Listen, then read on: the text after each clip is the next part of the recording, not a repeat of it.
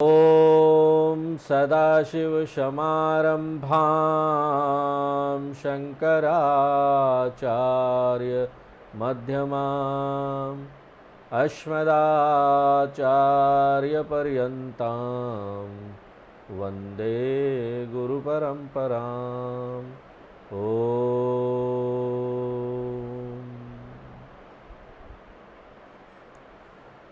तो यहाँ पर अब राम जी का परशुराम जी के साथ संवाद चल रहा है और परशुराम जी क्रोध कर रहे हैं कि ये धनुष किसने तोड़ा। मेरे गुरु भगवान शिव का धनुष है।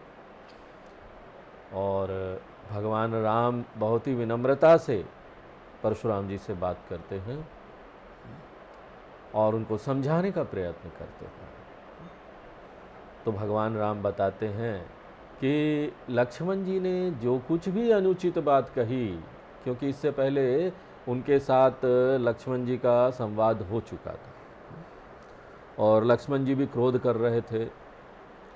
वो क्रोध करके भगवान के सम्मान की रक्षा कर रहे थे। उनको अच्छा नहीं लग रहा था कि परशुराम जी इस तरह से बातें कर रहे हैं और इसलिए राम जी भी उनका साइड लेते हैं और वो समझाने का प्रयत्न करते हैं परशुराम जी को कि देखिए परशुराम जी, आप क्षत्रिय वेश बनाए हुए घूम रहे हैं, हाथ में फरसा है, आपके मन में क्षत्रियत्व के प्रति बहुत सम्मान की भावना है।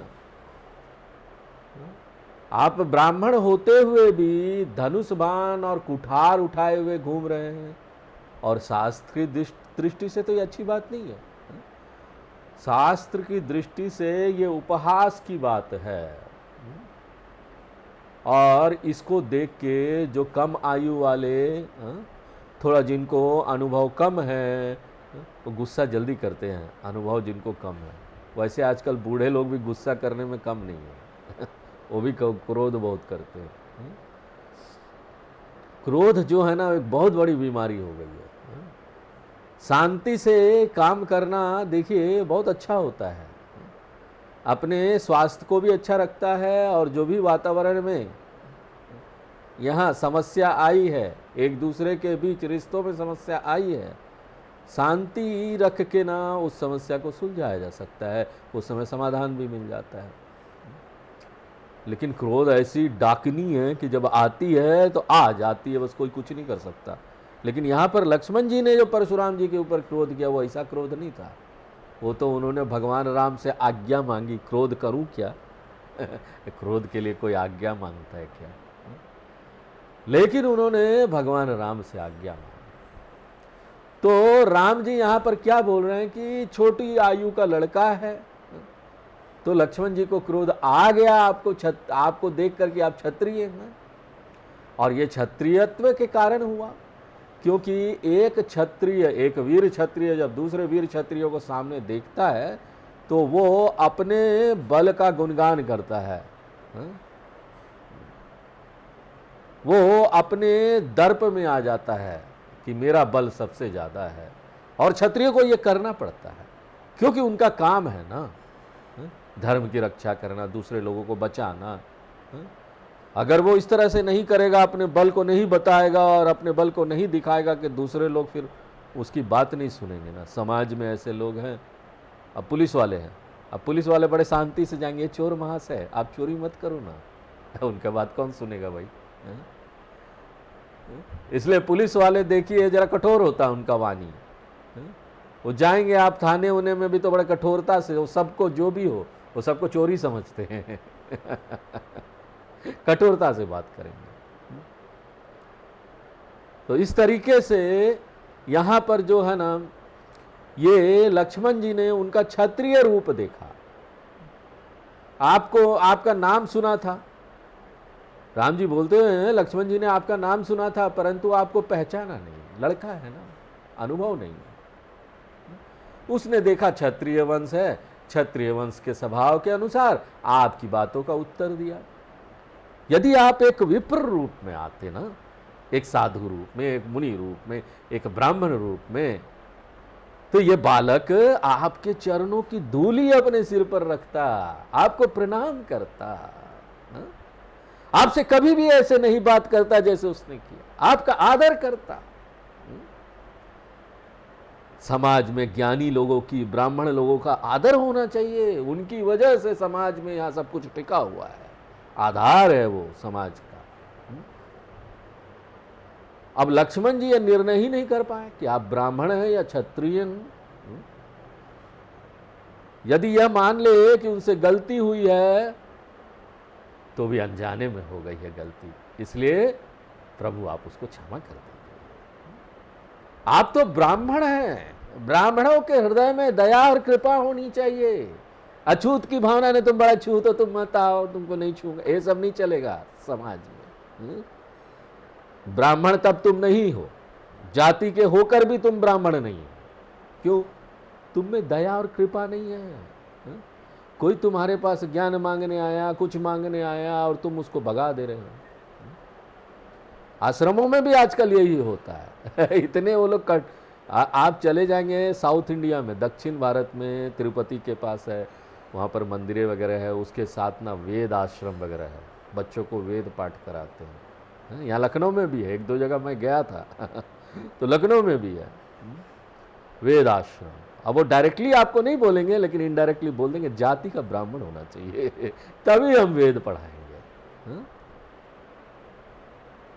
यहां तो गुण देखना चाहिए, दया और कृपा भाव है कि नहीं, वेदों के प्रति लगाव है कि नहीं, जिसको आप पढ़ाने जा रहे हैं उसमें भक्ति है कि नहीं, श्रद्धा है कि नहीं। इसलिए आप देखो, राम जी चाह क्या रहे थे कि अब परशुराम जी ना अपने ब्राह्मण गुण में आ जाए, ब्राह्मणों का काम करे, अब वो छोड़ दे क्षत्रियता। इसलिए उनके अंदर का जो ब्राह्मणत्व है ना, वो जगाने का प्रयत्न कर रहे थे। आप विप्र हैं, इसलिए कृपा ही आपका गौरव है, आपको कृपा करना चाहिए। ब्राह्मण लोग हर जगह क्रोध करते फिरेंगे तो वो दूसरों को क्या शिक्षा देंगे? क्या वो दूसरों को पढ़ाएंगे? क्या वो दूसरों को भक्ति सिखाएंगे? क्या वो दूसरों को श्रद्धा सिखाएंगे? इसलिए हे ब्राह्मण श्रेष्ठ, आपको क्रोध करना शोभा नहीं देता, मत कीजिए क्रोध। देखो राम जी कितने विनम्रता से और उन मर्यादा रखते हुए समझा रहे हैं। उनको नाथ भी बोल रहे हैं, उनको ब्राह्मण श्रेष्ठ भी, सब बातें उनको अच्छी बातें बोल रहे हैं। संबोधन भी कितना अच्छा है, जबकि वो तो सठ और पता नहीं क्या क्या बोल दिया उन्होंने भगवान को। हम ही तुम ही सरी बरी कसी ना था, क्या बात बोला, देखो क्या बात कही। तुलसीदास जी तो वाह वाह वाह। वो बोलते हैं आप हमसे युद्ध करना चाहते हो, राम जी बोलते हैं, तो हमारा आपसे युद्ध कैसे हो सकता है?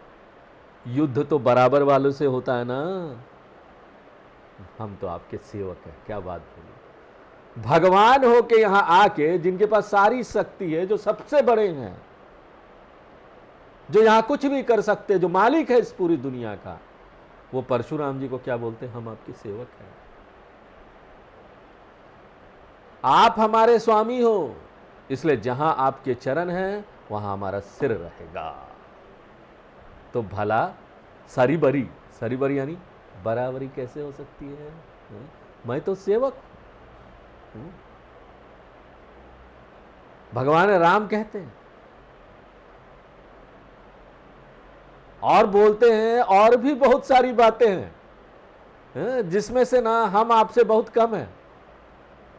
देखो भाई कितने बड़े भगवान, उनके पास क्या नहीं है, दुनिया भर का खजाना है, लेकिन वो अपने आप को परशुराम जी से भी कम बता रहे हैं।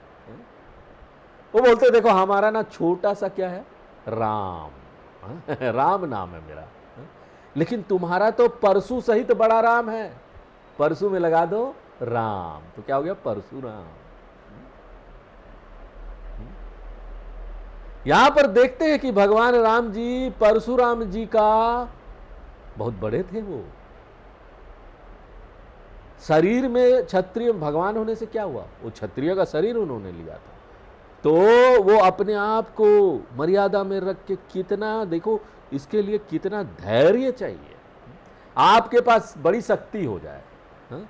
सब पूरी दुनिया की शक्ति है, और उसके बाद आप अपने अहंकार को मत बढ़ाओ, तो धैर्य रखो, शक्ति रखो। परशुराम जी का वो नाम ही नहीं लेते, बड़े मर्यादा का ध्यान रखते हैं। आगे राम कहते हैं, क्या कहते हैं, हे देव, हमारे तो केवल एक ही गुण है ना, हाँ? एक क्षत्रिय के पास एक धनुष होता है, एक ही गुण। हाँ? देखो दूसरा अर्थ यह भी है ना यहाँ कि गुण के माने रस्सी अथवा धनुष की डोरी भी है। तो हमारे पास तो एक धनुष है, क्षत्रिय के पास एक डोरी होती, धनुष एक डोरी। आपके पास तो 9 धनुष है, और हर एक पर डोरी चढ़ी हुई है, हर एक धनुष पर। तो देखो यहां 9 धनुष्य से तात्पर्य क्या है मालूम? गीता में ब्राह्मणों के 9 गुण बताए हैं भगवान ने। गीता में भगवान ने ब्राह्मणों के 9 गुण बताए हैं। समोत्तमस्तपः शौचम क्षान्तिर आर्जमेव च ज्ञानम विज्ञानम आस्तिक्यम ब्रह्म कर्म स्वभावजम। इसका क्या अर्थ है? अंतकरण का निग्रह, इंद्रियों का दमन, धर्म पालन में कष्ट सहना, बाहर भीतर से शुद्ध रहना, दूसरे के अपराधों को क्षमा करना, मन और इंद्रियों की सरलता रखना, वेद शास्त्रों का अध्ययन करना, खुद और दूसरों को पढ़ाना भी, ईश्वर में श्रद्धा रखना और परमात्मा के तत्व का अनुभव करना। कितने हो गए? ये 9 गुण हो गए, ब्राह्मण के अंदर होना चाहिए। जिसके भी अंदर ये 9 गुण हैं वो क्या है? स्वाभाविक उसका ब्राह्मण कर्म है, स्वभाव से उसका गुण है ब्राह्मण। तो वो ये जो 9 गुण हैं वो ब्राह्मण के क्या है? सूक्ष्म धनुष है। और सूक्ष्म क्या होता है? स्थूल से ज्यादा शक्तिशाली होता है, ये नियम है। बुद्धि बल से बड़ी होती है, सब जानते हैं, बचपन से हमको पढ़ाया गया, हमने देखा भी। बुद्धि शक्ति, शरीर की शक्ति से बड़ी होती है बुद्धि, लेकिन सूक्ष्म है ना, इसलिए सूक्ष्म चीजें बड़ी होती है। और सूक्ष्म भी एक नहीं, यहां 9 गुण हैं। तो बताइए, जब इतने 9 गुण हैं, वहां एक ही गुण है, तो ब्राह्मण और क्षत्रिय की तुलना हो ही नहीं सकती। ब्राह्मण समाज में हमेशा बड़ा होता है। जिसके ये 9 गुण वो ब्राह्मण, और उसको हमको प्रणाम करना चाहिए।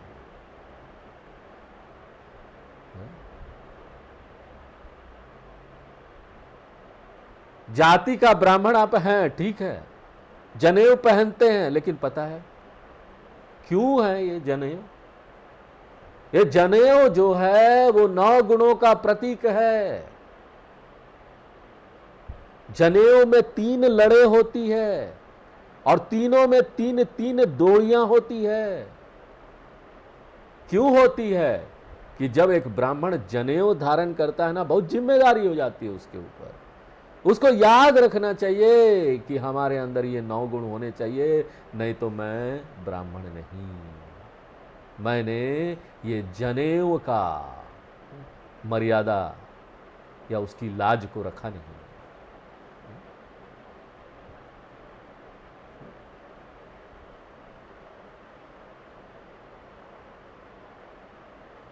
इस प्रकार से भगवान राम कहते हैं कि आप तो बहुत महान हैं 9 गुणों के साथ। आप तो मुंह से जो कुछ बोल दो तो वो हो जाता है, किसी को श्राप दे दो पर्याप्त है। क्योंकि जो इतनी शुद्धता के साथ अपना जीवन जिएगा, उसके तो मुंह से जो वाक्य निकलेंगे वो सत्य होगा, सत्य वचन होगा। उसको ये फरसा, धनुष ये सब लेके चलने की जरूरत नहीं है। और देखो बेचारे राम जी हमारे कितने भी नम्र हैं, वो बोलते हैं, हे विप्र, हमसे जो धनुष टूट गया ना, हमारे इस अपराध को आप क्षमा कर दो, शांत हो गया। उनसे सॉरी बोलते, क्षमा में। अब भगवान सॉरी बोल रहे, देखो हमसे गलती हुई कोई सॉरी। हम लोगों को किसी को सॉरी बोलने में कितना मुश्किल होता है, हा? कि अरे गलती कर दी तो बोल दो ना सॉरी, क्या जाता है, हा? अरे भगवान बोल सकते हैं, तुम क्यों नहीं बोल सकते हो अपने मुंह से? गलती हो गई तो तुरंत सॉरी बोल दो किसी को, कोई दिक्कत नहीं है। I am very sorry. Why? Because my lord Rama is like that.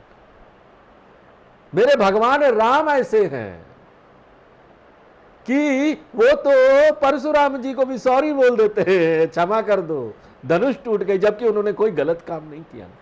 फिर भी उनको शांत करने के लिए, समस्या को सुलझाने के लिए, वातावरण में जो खराब स्थिति बन गई थी उसकी रक्षा करने के लिए।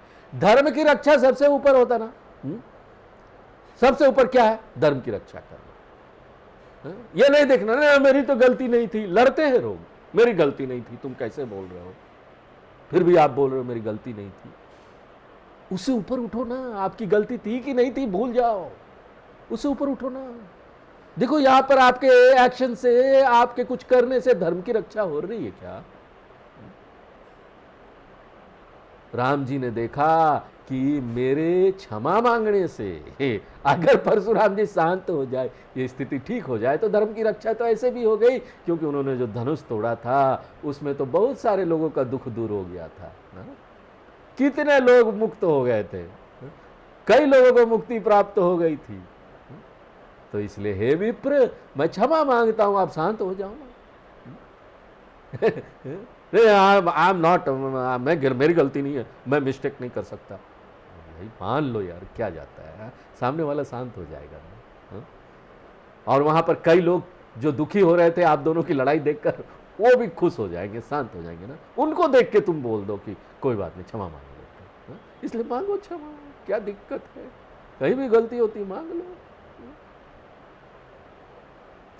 भगवान राम ने परशुराम जी को बार बार मुनिवर, मुनिनायक, विप्रवर, प्रभु, स्वामी आदि शब्दों से संबोधित किया, तो भी बोले भृगुपति सरुष हसी, तहु बंधु सम बाम। इतना बोलने के बाद भी परशुराम जी को समझ में नहीं आ रहा था। परशुराम जी ने बड़ा क्रोध किया और उपहास करते हुए बोले, तुम भी अपनी भाई की तरह टेढ़े हो क्या? अब बताओ, भगवान को टेढ़ा बोलता है क्यों क्या? अरे तुम टेढ़े हो, भगवान कहां से टेढ़े हो जाएंगे? भगवान तो हमेशा बड़े होते हैं, हृदय वाले, सबकी रक्षा करते, सबको देते रहते, उनको कौन देगा? उनको कभी आप जाके मंदिर में पूछते भगवान आपको कुछ चाहिए? कभी पूछा मंदिर में जाकर? कोई नहीं पूछता कि भगवान आपकी तबीयत ठीक है क्या, आपको कुछ चाहिए, कोई नहीं पूछता। सब मांगते हैं और वो खुश होकर देते हैं। चलो मेरे भक्त आ गए, दे दो दे दो। और यहाँ टेढ़े बोलो, टेढ़े है क्या? वो बोलते हैं आप बड़े टेढ़े हो और हमारी इतनी अच्छी अच्छी बातें बताकर आप हमारा अच्छाई नहीं बता रहे हो, आप हमारा ना उपहास कर रहे हो, मजाक उड़ा रहे हो आप हमारा। उल्टी बुद्धि जब होती है ना, सब उल्टा ही दिखाई देता है। कोई अच्छा काम भी करे ना, आप उसकी बुराई करोगे तो बुरा कर रहे हो। परशुराम जी कहते हैं तुम तो हमें ब्राह्मण मात्र समझते हो, जिसमें कोई बल ही नहीं होता। देखो उनको ना ब्राह्मण को लेकर बड़ा भ्रम हो गया था। उनको लग रहा है कि ब्राह्मण छोटा होता है।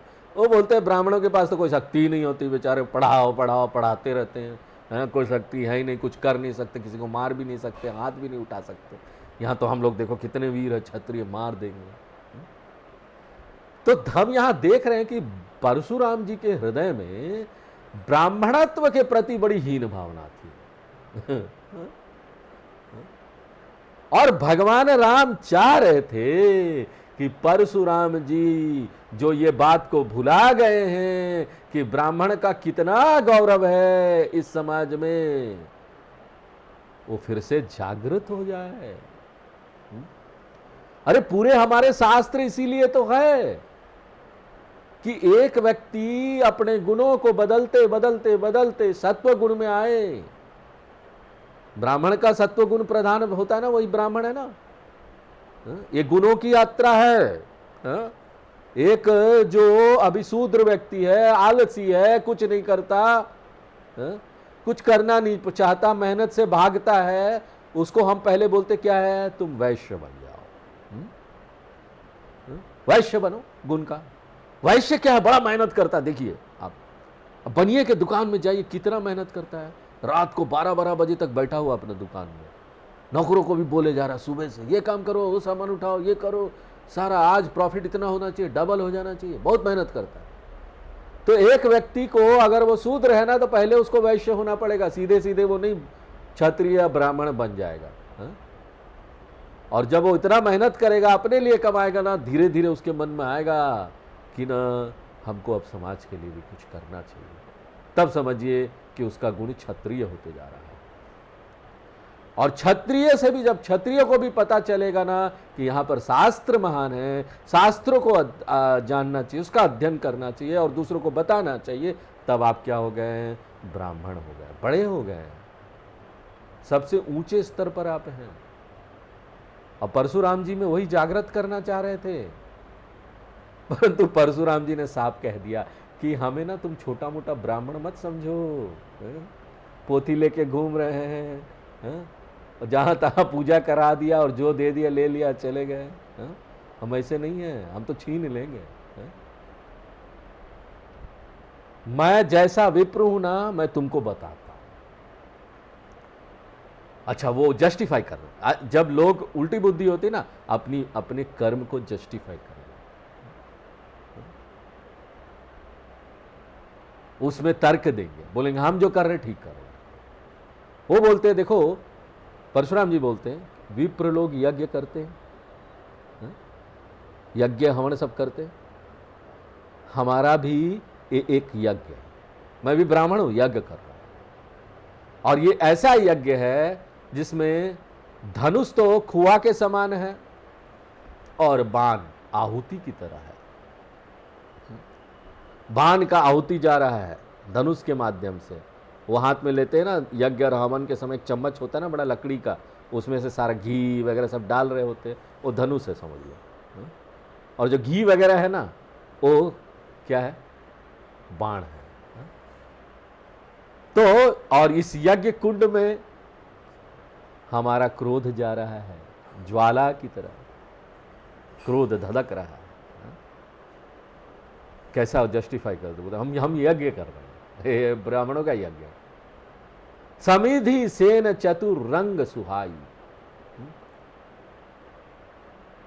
क्षत्रियों की 4 प्रकार यानी रथ, हाथी, घोड़े, पैदल की सेनाएं जो हमसे युद्ध करने आती थी, वे संग्राम रूपी यज्ञ में सुंदर समिधाओं की तरह जल गई। समिधा डालते हो, जल गई। यज्ञ में जो जलने वाली चीजें डाल देते हैं वो समिधा।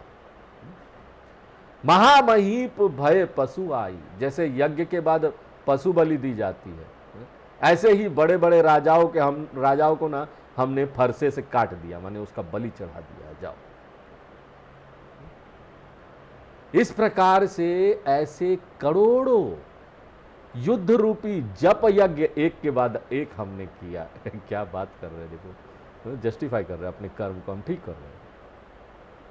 परशुराम जी कहते हैं, मैंने इतने भयंकर युद्ध किए हैं, क्या तुम्हें मेरा ये प्रभाव मालूम नहीं है क्या? तो इस प्रकार से यह बिल्कुल स्पष्ट ही है कि परशुराम जी युद्ध करने में महानता समझते थे। वो समझते थे कि जो युद्ध करते हैं वो बड़े लोग, महान लोग, और एक ब्राह्मण या एक ज्ञानी की, एक विप्र की श्रेष्ठता को स्वीकार वो नहीं कर रहे थे।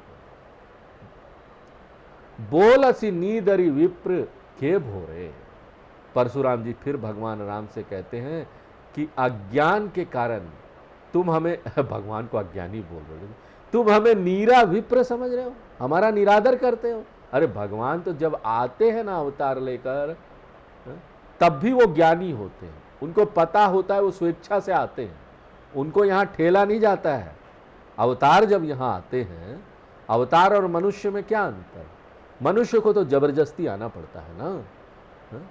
उस मनुष्य ने कुछ कर्म किए हैं, जबरदस्ती यहाँ उसको भगवान जन्म दे देते, जाओ तुमने कर्म किए हैं, कर्मों के अनुसार तुमको वो यहाँ पर वातावरण मिलेगा और अपने कर्मों के अनुसार तुम भोग करोगे। वही पूछता है, कर्म करने वाला व्यक्ति ही भगवान को बताता है कि हमको ऐसा वर्ल्ड चाहिए, हमको ऐसी दुनिया चाहिए, हमको ऐसे लोग चाहिए। हाँ? और अपने कर्म के कारण वो सब कुछ पैदा करता है। लेकिन भगवान क्या है, जब अवतार लेके आते हैं ना, वो अपने स्वेच्छा से आते हैं, मुझे जाना है, क्यों, मुझे धर्म की रक्षा करनी है। यदा यदा ही धर्मस्य ग्लानिर्भवति भारतः अभ्युत्थानमधर्मस्य।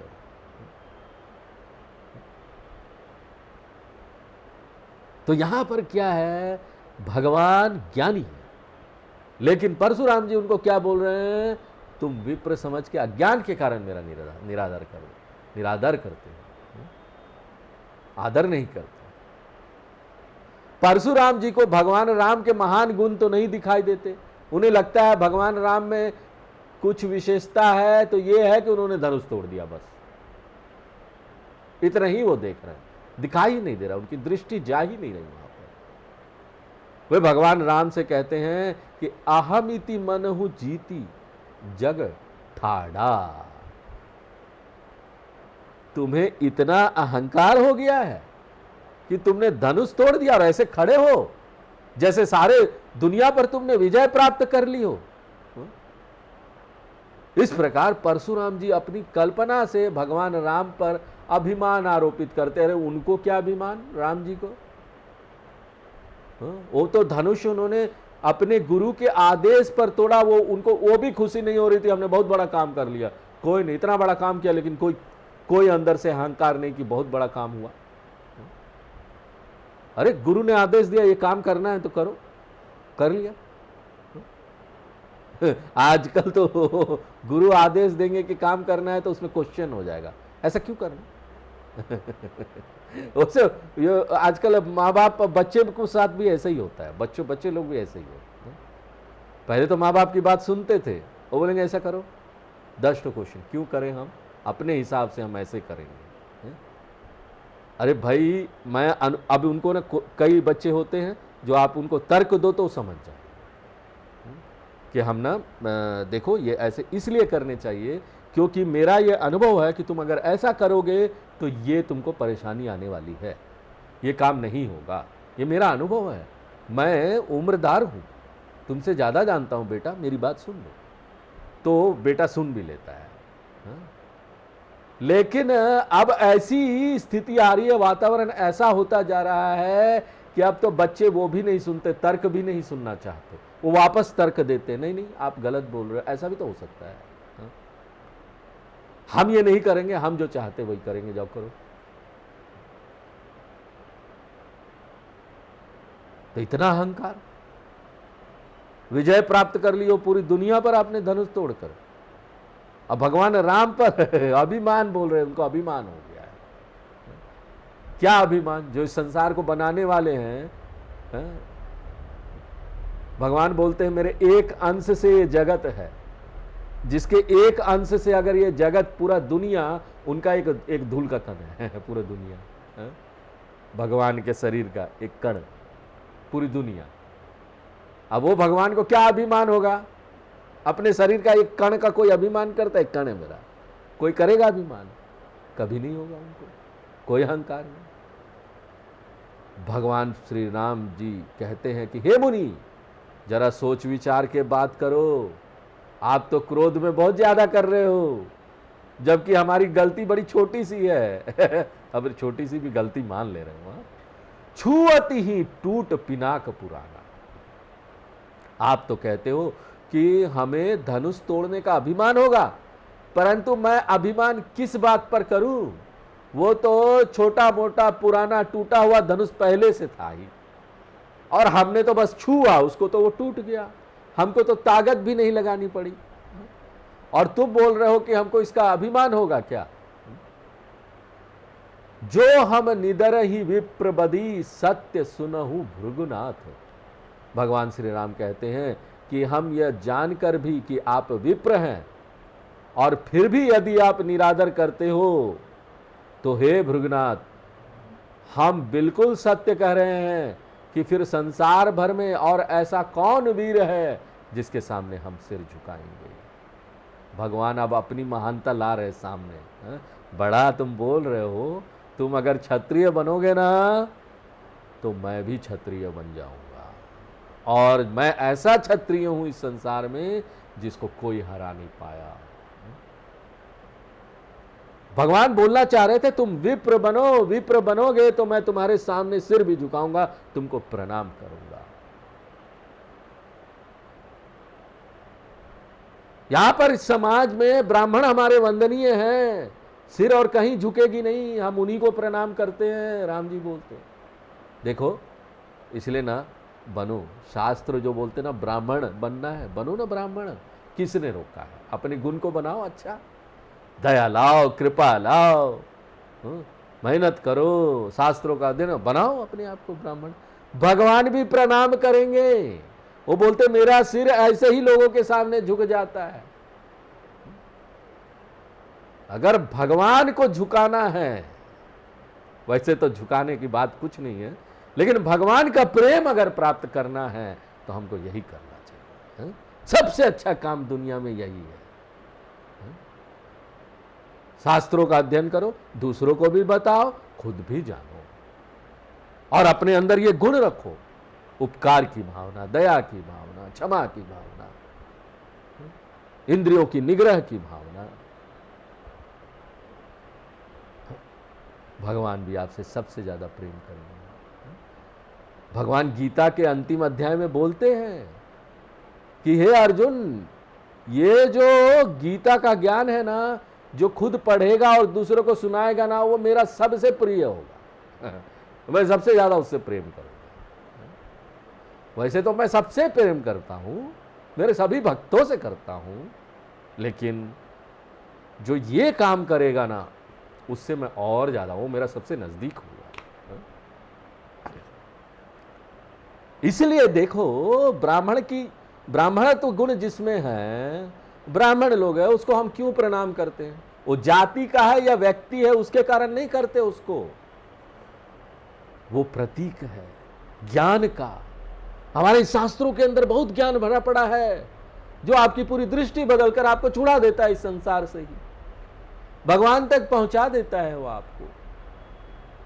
जो व्यक्ति इस चीज का रखवाला है, ये काम कर रहा है, उसके सामने हमारा सिर झुक नहीं चाहिए, उसको प्रणाम करना चाहिए। तो इस प्रकार से यहां पर यह शिक्षा है कि जो व्यक्ति अपने धर्म की रक्षा करता है, तो ना धर्म भी उसकी रक्षा करेगा। भगवान धर्म का प्रतीक है, आप धर्म की रक्षा कर रहे हैं, भगवान आपकी रक्षा कर रहे हैं। है ना? भगवान ने यहां धर्म बनाई, नियम बनाया, संसार ऐसे चलेगा, और उन्होंने वेद दे दिया, चलो। और जो वेद की रक्षा कर रहे, कितना नजदीक होगा सोचो ब्राह्मण, वो कितना नजदीक होगा भगवान का। उसके व्यक्तित्व के विकास में धर्म सहायक होता है। और एक बात देखो, ये सब लोग कर सकते हैं। अगर सब लोग अपने अपने धर्म का पालन करें ना, तो सब लोग कर सकते हैं।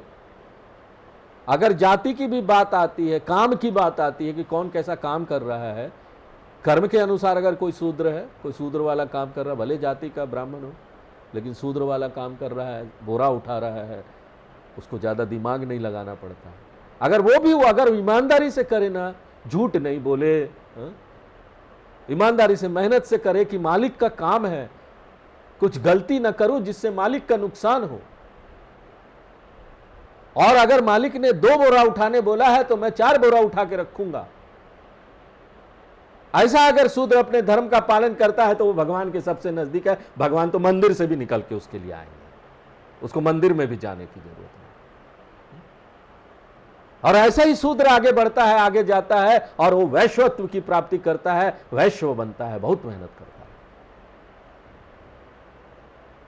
उसके बाद वो क्षत्रिय बनता है, और धीरे धीरे कर कर ब्राह्मणत्व में आता है, बड़ा हो जाता है, और परमात्मा की प्राप्ति उसको हो जाती है। ये एक यात्रा है, शूद्र से ब्राह्मण तक की यात्रा है।